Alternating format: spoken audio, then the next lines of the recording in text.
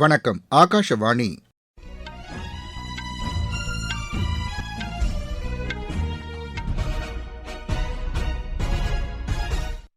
செய்திகள் வாசிப்பவர் ரெங்கநாதன். தலைப்புச் செய்திகள். இந்தியா பிரான்ஸ் இருதரப்பு ஒத்துழைப்பை மேம்படுத்துவது குறித்து பிரதமர் திரு நரேந்திர மோடி அந்நாட்டு அதிபர் திரு இமானுவேல் மேக்ரானுடன் மும்பையில் பேச்சு நடத்தினார். இந்தியா மேற்கொண்டுள்ள வர்த்தக ஒப்பந்தங்கள் உலக நாடுகளுடனான ஒத்துழைப்பை வலுப்படுத்தியிருப்பதாக மத்திய அமைச்சர் டாக்டர் ஜெய்சங்கர் தெரிவித்துள்ளார். செயற்கை நுண்ணறிவு தொழில்நுட்பம் நாட்டின் 5வது தொழில் புரட்சி என்று மத்திய அமைச்சர் திரு அஸ்வினி வைஷ்ணவ் கூறியுள்ளார். பங்களாதேஷின் புதிய பிரதமராக திரு தாரிக் ரஹ்மான் இன்று பதவியேற்றார். புதுதில்லி சேலஞ்சர் டென்னிஸ் போட்டியில் இந்தியாவின் சுமித் நாகல் காலிறுதிக்கு முந்தைய சுற்றுக்கு முன்னேறியுள்ளார். இனி விரிவான செய்திகள். இந்தியா பிரான்ஸ் இடையே இருதரப்பு ஒத்துழைப்பை மேம்படுத்துவது குறித்து பிரதமர் திரு நரேந்திர மோடி இன்று பிரான்ஸ் அதிபர் திரு இமானுவேல் மேக்ரானுடன் பேச்சு நடத்தினார். மும்பை லோக்பவனில் நடைபெற்ற இந்த பேச்சுவார்த்தையில் பாதுகாப்பு, வர்த்தகம், கலாச்சார பரிமாற்றம் உள்ளிட்ட முக்கிய விஷயங்கள் குறித்து இரு தலைவர்களும் பேச்சு நடத்தினர். பின்னர் இரு தலைவர்களும் கூட்டாக செய்தியாளர்களை சந்தித்தனர். அப்போது பேசிய பிரதமர் திரு நரேந்திர மோடி, இந்தியா பிரான்ஸ் புதுமை கண்டுபிடிப்பு மற்றும் கலாச்சார ஆண்டாக அறிவித்துள்ளதை அடுத்து இரு நாடுகளுக்கும் இடையிலான பொருளாதார ஒத்துழைப்பும் மக்களுக்கு இடையிலான தொடர்புகளும் வலுப்பெறும் என்று தெரிவித்தார். முன்னதாக பிரான்ஸ் அதிபர் திரு இமானுவேல் மேக்ரான் மும்பை தாஜ் நட்சத்திர விடுதியில் தீவிரவாத தாக்குதல் நடத்தப்பட்ட இடத்தில் உயிரிழந்தவர்களுக்கு அஞ்சலி செலுத்தினார். அப்போது பேசிய அவர், தீவிரவாதத்திற்கு எதிரான இந்தியாவின் போராட்டத்திற்கு பிரான்ஸ் துணை நிற்கும் என்று உறுதிபட தெரிவித்தார். இந்த துயர சம்பவத்தில் தங்கள் உறவுகளை இழந்து தவிக்கும் குடும்பத்தினருக்கு தமது ஆறுதலை தெரிவிப்பதாகவும் அவர் கூறினார். திரைப்படத் துறையினரை சந்தித்த திரு மேக்ரான் இந்தியா பிரான்ஸ் இடையிலான கலாச்சார பண்பாட்டு தொடர்பை எடுத்துரைத்தார். பாதுகாப்புத் துறையின் H-125 ஏர்பஸ் ஹெலிகாப்டர் திட்டத்திற்கான முதலீடு 1000 கோடி ரூபாய்க்கும் கூடுதலாக இருக்கும் என்று பாதுகாப்புத்துறை அமைச்சர் திரு ராஜ்நாத் சிங் தெரிவித்துள்ளார். கர்நாடக மாநிலம் வெமாகலில் இந்தியா வந்துள்ள பிரான்ஸ் பாதுகாப்புத்துறை அமைச்சர் திருமதி கேத்தரின் வாட்ரிலுடன் H-125 ஏர்பஸ் ஹெலிகாப்டர் அணிவகுப்பை பார்வையிட்டார். விமானப்படை தலைமை தளபதி ஏர் சீஃப் மார்ஷல் AP சிங்கும் உடனிருந்தார். H-125 ஏர்பஸ் ஹெலிகாப்டர் திட்டம் ஏராளமான இளைஞர்களுக்கு வேலைவாய்ப்பை அளிக்கும் என்றும் திரு ராஜ்நாத் சிங் தெரிவித்தார். அமெரிக்கா மற்றும் ஐரோப்பிய யூனியனுடன் இந்தியா செய்து கொண்ட வர்த்தக ஒப்பந்தங்கள் நாட்டின் பொருளாதார நம்பிக்கையை வலுப்படுத்தியிருப்பதாக வெளியுறவுத்துறை அமைச்சர் டாக்டர் ஜெய்சங்கர் தெரிவித்துள்ளார்.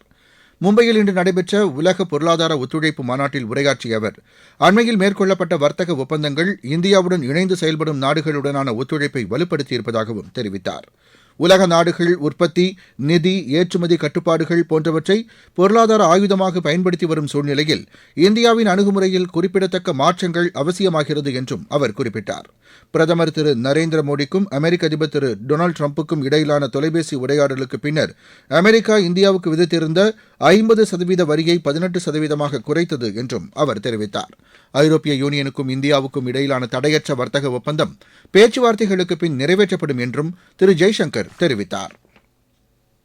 ஆற்றல்மிகு விவசாயிகளை உருவாக்கும் நோக்கில் பாரத் விஸ்தார் என்ற மின்னணு தகவல் தளத்தை மத்திய வேளாண் அமைச்சர் திரு சிவராஜ் சிங் சௌஹான் தொடங்கி வைத்தார்.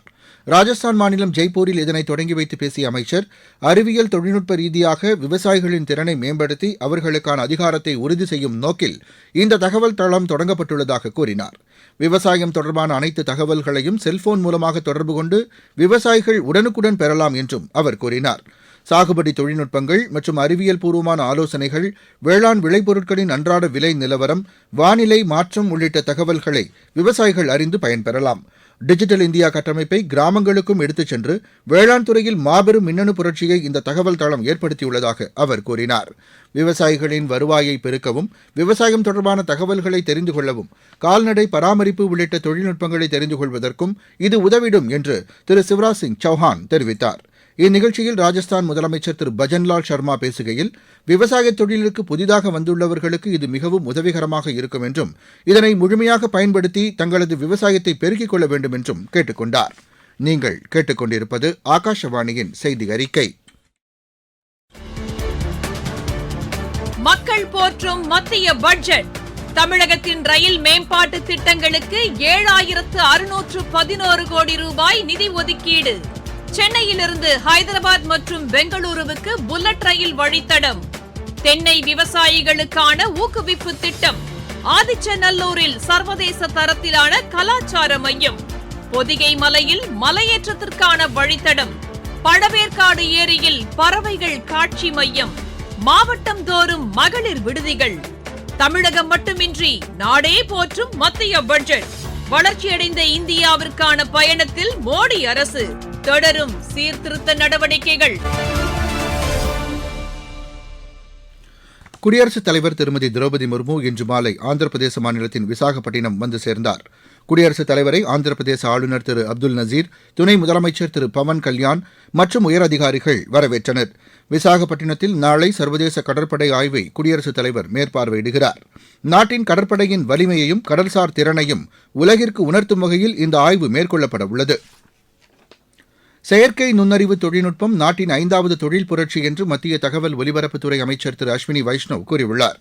புதுதில்லியில் நடைபெற்று வரும் செயற்கை நுண்ணறிவு தொழில்நுட்ப உச்சிமாநாட்டின் 2வது நாள் நிகழ்ச்சியில் கலந்து கொண்ட பின் செய்தியாளர்களிடம் பேசிய அவர், மக்களின் பல்வேறு பெரிய பிரச்சினைகளுக்கு தீர்வளிக்கும் தளமாக செயற்கை நுண்ணறிவு தொழில்நுட்பம் அமைந்துள்ளதாக கூறினார்.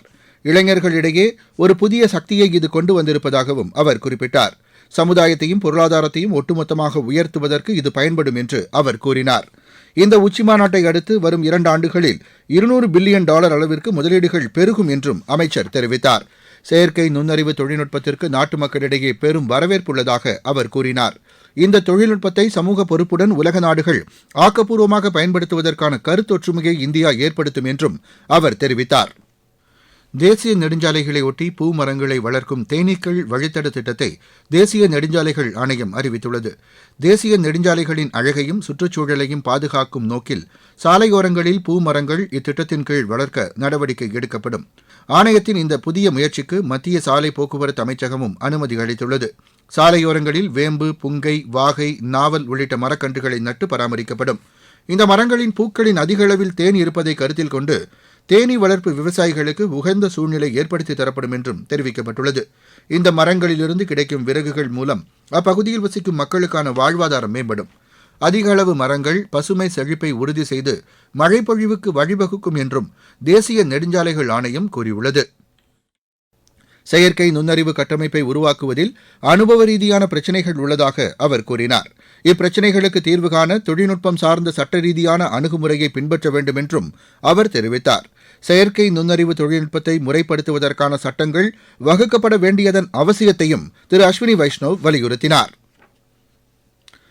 புத்த பூர்ணிமாவை ஒட்டி லடாக்கில் நடைபெறும் புத்த மத சின்னங்கள் கண்காட்சிக்கான பாதுகாப்பு ஏற்பாடுகளை கண்காணிக்க உயர்மட்ட ஒருங்கிணைப்பு குழுவை லடாக் யூனியன் பிரதேச அரசு அறிவித்துள்ளது.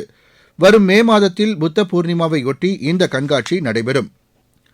பங்களாதேஷின் புதிய பிரதமராக திரு தாரிக் ரஹ்மான் இன்று பதவியேற்றார்.